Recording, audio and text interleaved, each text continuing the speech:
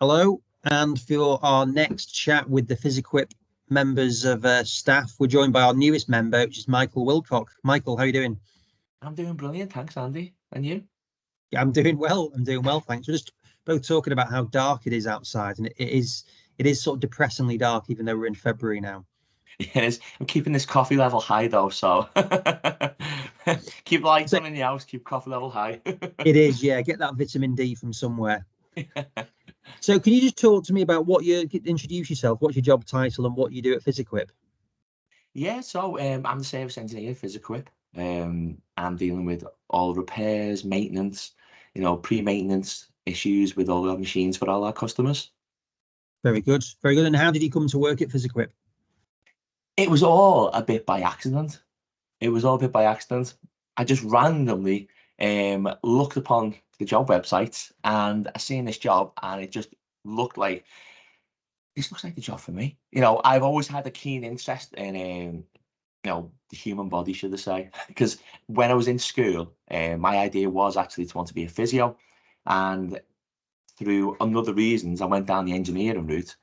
And I've worked in a few different engineering disciplines, but I always had a keen eye on the medical sector and things like that. And I'm always keen interest in like sports.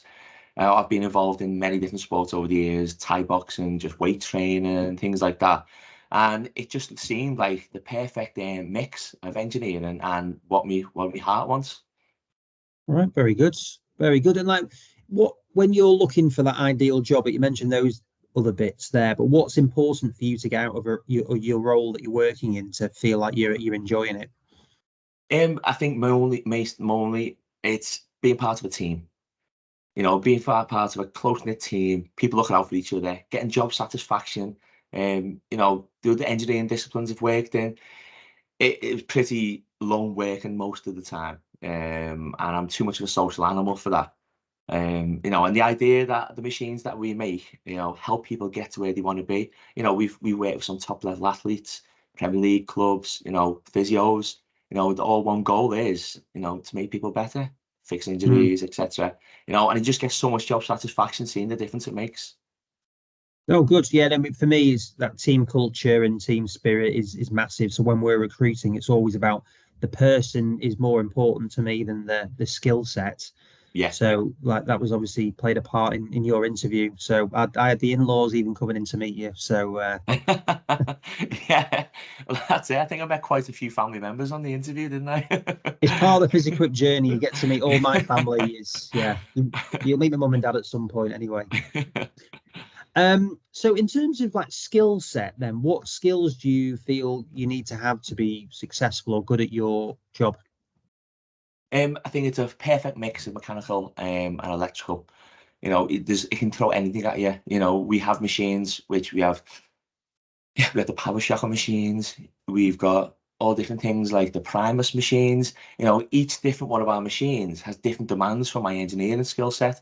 And we have like the Alpinion machines, those everything needs something different from you. So you can't just be one discipline. You've got to have a mix of it all. So some days it could be more electrical, some days more mechanical. We even fix some chairs that fits to some of our machines. It's a broad mix and you're thinking on your feet, and using a lot of common sense approach to it as well. Half the time you're given a fault, and then by the time you get there, the fault is a totally different fault. So preparation as well for it. We could be taking some long journeys across the country, and you can't be turning up with the wrong parts for machines. So a lot of it is, not just that. It's building a rapport with customers as well. I'm quite lucky that every customer that I've met up to now have been all lovely people, very engaging. They all care about the machines and where they work. uh, they spoke very highly. When I first started working for you guys, I was going out and meeting the customers, and they were speaking so highly of the support that they've received, which then made me, engage with the company more. Be more part of the goal of where we're moving to. Mm, yeah, no, that is what we want to build really, is that we're an extension of the clients and the patients to some extent, is that we're all trying to do on the same team to get there to get a really positive outcome. Yeah. So what would you say motivates you in general? Um, it's just enjoying my life. Getting out of bed, challenging myself. You know, meeting people. I'm pretty low maintenance, I guess. You know, as long as I'm happy and I'm well fed, you know, but I've got to come to work and enjoy when I'm working. You know, working is so much of our day. And if you can't come into work and enjoy the people you work with, you know, the machines you fix. I mean, engineers, we all get sent to different types of machinery, and some machines are fun to fix and some aren't. And if you're not fixing something that you're enjoying, it can drive you insane. You know, in the past, I used to fix ATM machines at one point, and I could be sat in a bank vault surrounded by hundreds of thousands, millions of pounds on my own for 5 hours fixing the machine. And you just start singing and talking to yourself, you know, at least like where we are now, you know, I'm around customers and around, I love coming into the office with you guys and we have our meetings, you know, everyone enjoys the job. You know, everyone enjoys the challenges that we go on. We push each other, we motivate each other. I guess, yeah, I think it's being part of something that you believe in that motivates me. You know, I don't want to come to work just for a job. You know, anyone can do that, but you know, my personality and mind needs so much more than that. Yeah, good. No, that is good. That's one of the reasons why we wanted you on the team, really, because it's the same thing. Is that, of course, we're not naive to think that you're not here to earn money because everyone needs money, but ultimately there's a lot more than Yeah. just money, isn't there? Well, money comes in with every job, doesn't it? So, you know, once you get used to working for a while, getting that money and spent it all going on your bills, etc., Mm, you've got to find something more. You know, that's what keeps people where they are.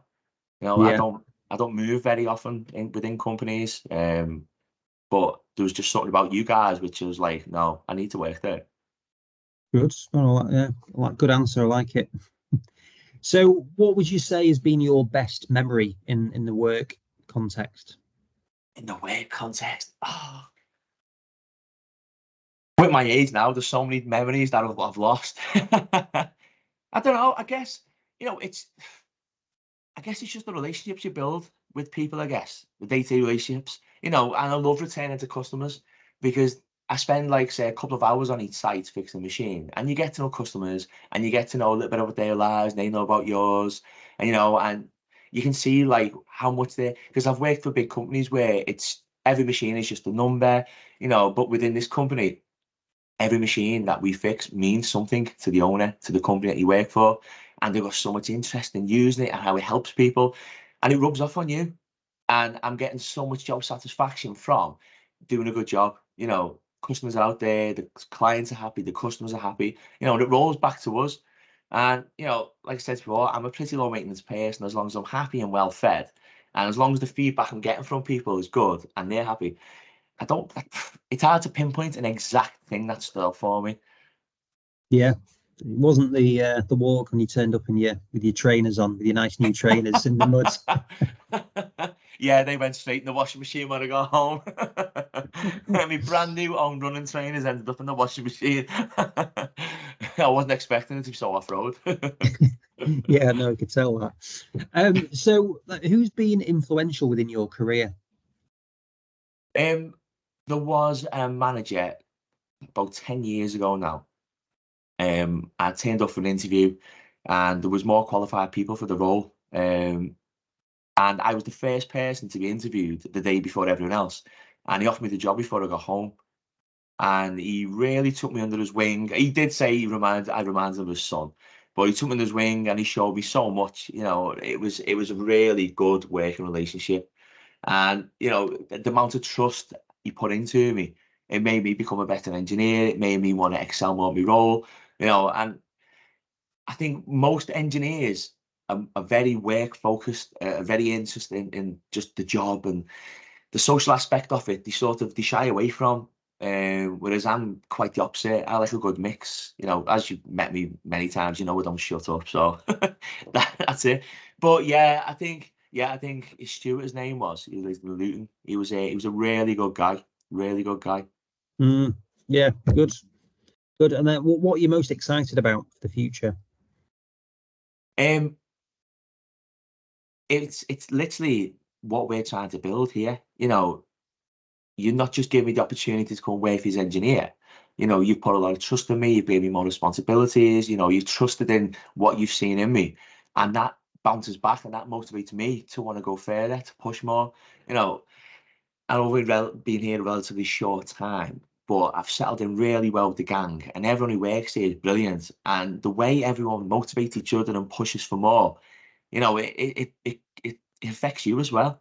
You know, I don't just see this as a job. You know, when people say the difference between jobs and careers, this is a career, and it's exciting to see what we're building together. Mm, And good. it's brilliant to be part of it.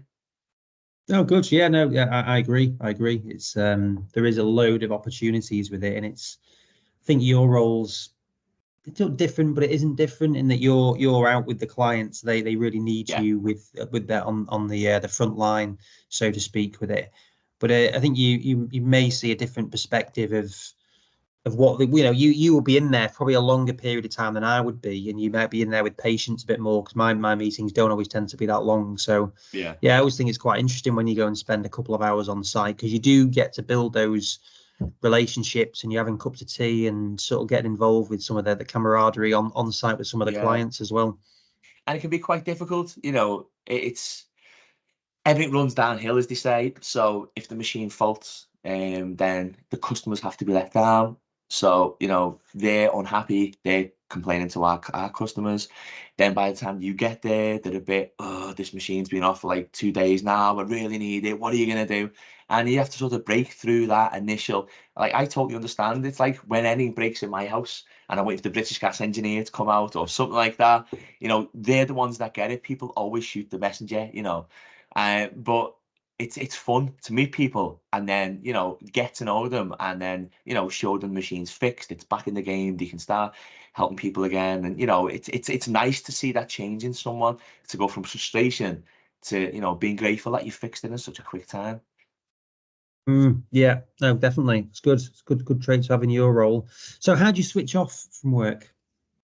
Well, I'm not getting any younger, so I've decided to pick up a less impactful sport in golf, and I've probably picked up the most injuries doing this than doing anything else. So yeah, I go to the gym, I spend time with my kids, which I love, and trying to learn how to play golf. I didn't think it would be this frustrating, to be honest. You have one day where you think you play amazing, and I've cracked it. And then you go back and it's like you've never held a golf club before. So yeah, I've got a feeling it's going to cause much frustration, but I'm not giving up on it. Yeah, it's probably good somewhere mentally to get your mind out of just mundane stuff, even if it isn't a frustration.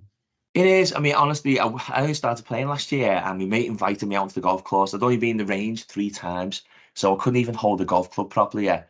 And it was the middle of summer. It was a lovely day, and I just stood there on the golf course, and I was like, "Oh no, I've got the bug now." That's it.